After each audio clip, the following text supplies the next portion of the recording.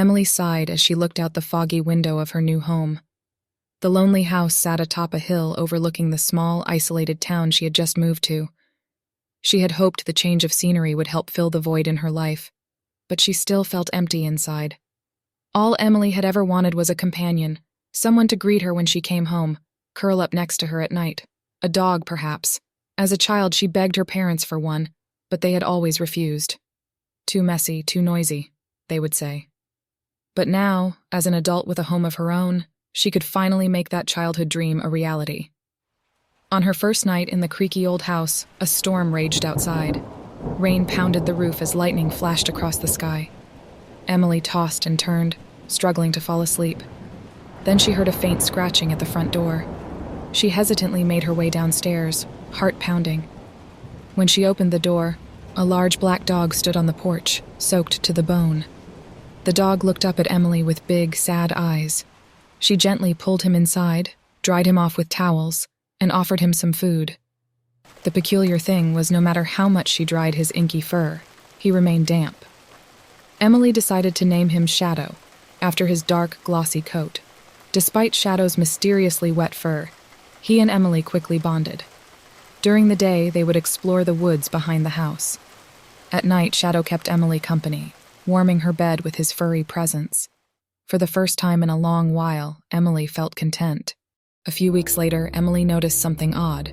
Small puddles had started forming around the house, trails of droplets leading to her bedroom. She followed them, confused as to their origin.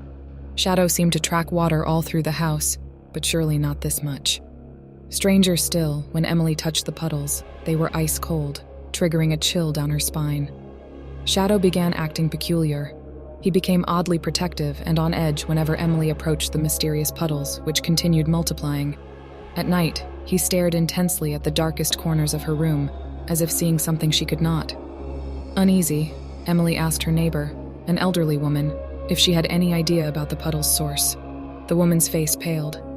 "You must be wary of the water wraith," she whispered. She went on to describe a sinister spirit that latched onto lonely souls through their secret desires, slowly drowning them in their sleep. Emily felt a trickle of dread, but brushed off the tale as rural superstition. That night, Emily woke with a start, gasping for air. She felt the unmistakable sensation of being underwater, thick pressure crushing her chest. Struggling to breathe, she glimpsed a shadowy humanoid figure lurking in the darkness near her bed. Terror seized her heart like icy talons. Then suddenly, the pressure lifted, and she could breathe again. The wraith was gone. Emily sat in shock, soaked in a cold sweat. She glanced over at Shadow, who was staring at the exact spot she had seen the strange entity, a low growl in his throat.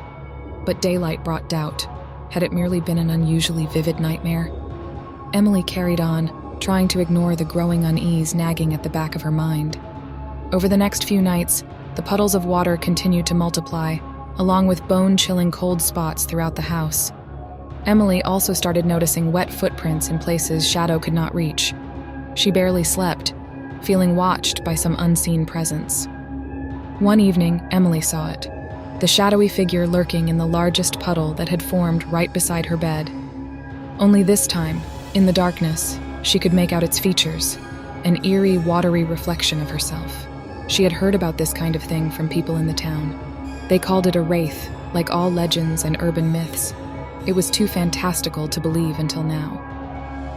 Emily backed away in horror as the creature crawled toward her with slick, oozing limbs. As it approached, Emily saw the puddle contain not just water, but her own unfulfilled desires, the bitter loneliness she had tried to escape by coming here. This thing had latched onto her deepest longing and would not let go until it drowned her, just as the legend said. In desperation, Emily forced herself to confront the aching emptiness inside. Only by accepting it could she hope to save herself and Shadow. "I don't need you," she screamed at the wraith. "I have what I need." She turned and embraced Shadow, shielding him from the horrible creature. A roar filled the room, and a blast of icy wind whipped Emily's face. She squeezed her eyes shut, holding fast to Shadow. Then, silence. Emily tentatively opened her eyes. The puddles had vanished along with the monster. Shadow relaxed in her arms, his fur now completely dry and radiating a soothing warmth. But a few nights later, Emily again awoke choking. The crushing pressure returned.